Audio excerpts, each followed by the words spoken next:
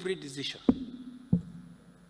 we must make sure that we act in a manner consistent with the Constitution, consistent with legislation, and consistent with government programs and requirements of all government directives that have been given, so that at any one time we can be confident to explain ourselves.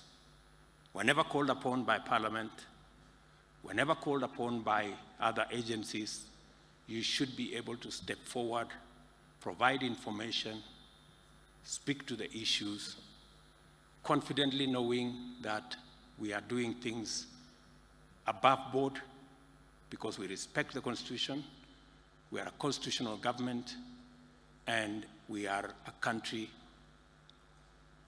firmly rooted in the rule of law.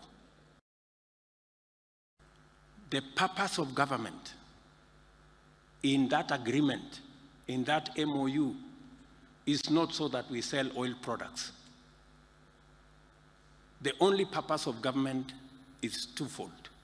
Number one, to guarantee international oil companies that they can extend product to Kenya for 6 months, and that after 6 months, we're going to pay. And we have kept our part of the bargain. We have made sure that they are paid their money by the oil marketing companies in Kenya. Number two, we gave them the guarantee that dollars will be available for them. The government of Kenya was going to make sure. We have made sure that that is the case.